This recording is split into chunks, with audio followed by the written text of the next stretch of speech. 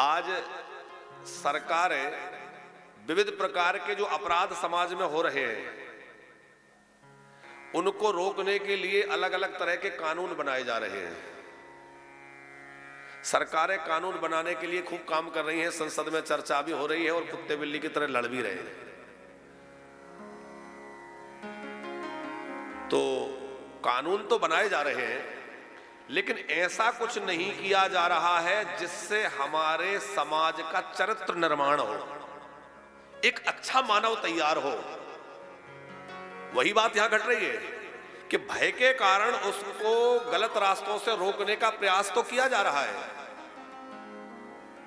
लेकिन ऐसा कोई उपाय नहीं किया जा रहा है जिसके माध्यम से समाज का निर्माण हो, समाज का सुधार हो और समाज का हृदय बदल जाए, लोगों का हृदय परिवर्तित होकर के और पापों से हटके लोग धर्म में लग जाएं।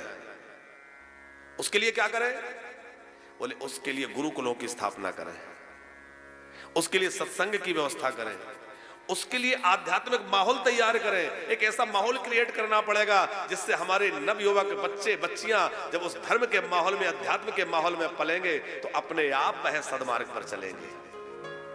फिर आपको उनके पीछे डंडा लेकर खड़े नहीं होना कि ऐसा नहीं करोगे, ऐसा नहीं करोगे, ये करोगे तो इस जेल में चले जाओगे, ये करोगे तो ये धारा लग जाएगी। उसके डराने की आवश्यकता नहीं पड़ेगी, क्योंकि उनका हृदय इतना पवित्र है, उनका चरित्र इतना अच्छा है, उनका जीवन इतना अच्छा है कि वो गलत रास्ते पर जाएंगे ही नहीं। लेकिन दुर्भाग्य इस देश का देखिए कि सनातनी देश होकर भी समाज के सुधार के लिए प्रयास नहीं किए जा रहे।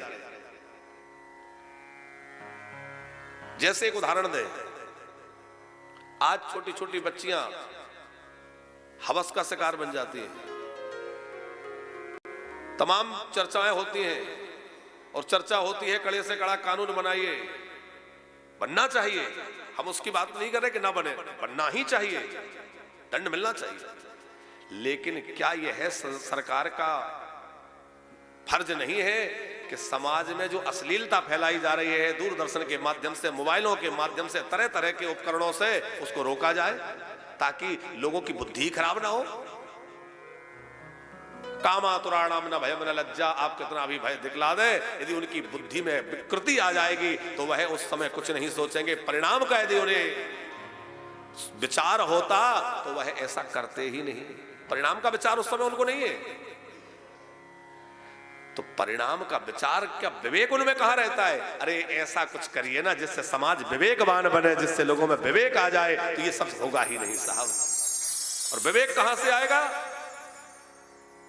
तो हमारे बाबा तुलसीदास सूत्र देकर गए हैं, बिनु सत्संग विवेक ना होई, सत्संग से जोड़िए। भैया ऐसी कुछ व्यवस्था, बड़े बड़े इंस्टीट्यूट बना दिए, बनना चाहिए। हम कह रहे हैं और बड़े बनना चाहिए। अंग्रेजी की शिक्षा हो, आधुनिक शिक्षा हो, कंप्यूटर की शिक्षा हो, सब दीजिए, लेकिन साथ में उनको गीता भी पढ़ाइए,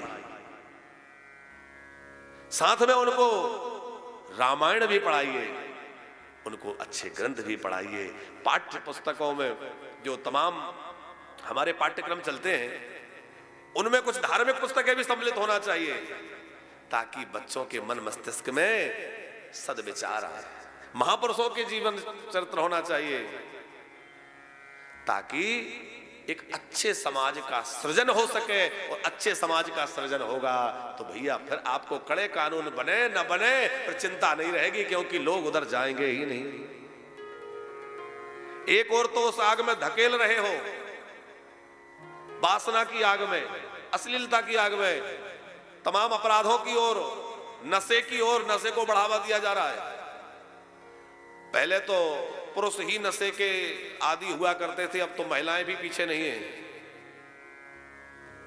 सही है कि नहीं? बड़े बड़े शहरों में हमने देखा, सुना है, देखा तो नहीं, कि बड़े बड़े ऐसे कुछ वो बन गए हैं, उनमें तमाम लोग जाकर के, और महिलाएं भी, और हमारी सरकार उसको प्रोत्साहन कर रही है। फिर कहती है कि भाई ऐसा नहीं होना चाहिए। अरे भाई, आप चाहते हैं कि समाज सही रहे तो ये व्यसनों को बंद कराइए, प्रतिबंध लगाइए, पर हो नहीं।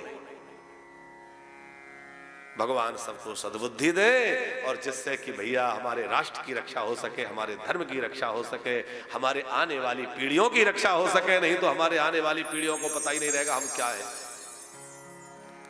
ये महत्वपूर्ण नहीं है कि हमें अपने पूर्वजों ने क्या दिया था। लोग गाते फिरते हैं हमारे उन दादाजी के पास ये था, उनके पास ये था, हमें ये दे गए थे। अरे महत्वपूर्ण ये है हम अपने बच्चों को क्या देकर जाएंगे, आगे वो क्या कहेंगे हमारे पिता हमको क्या दे गए हैं, हमारे लोग हमें क्या दे। तो हम इस बात पर विचार करें कि हम आने वाली पीढ़ी को क्या देकर जाएंगे। वर्तमान यदि भविष्य को सुधार दे तो बात बन जाए। वर्तमान हम आप हैं और भविष्य हमारे नौनिहाल है, उनकी चिंता करी जाए। केवल उनके भौतिक विकास की नहीं, उनके आध्यात्मिक विकास की चर्चा हो, उस पर विचार हो। और भारत को पुनः विश्व गुरु बनाना है तो भारत में गुरुकुलों की स्थापना अनिवार्य है। गुरुकुल बनना चाहिए जिससे भारत पुनः विश्व गुरु बन सकता है।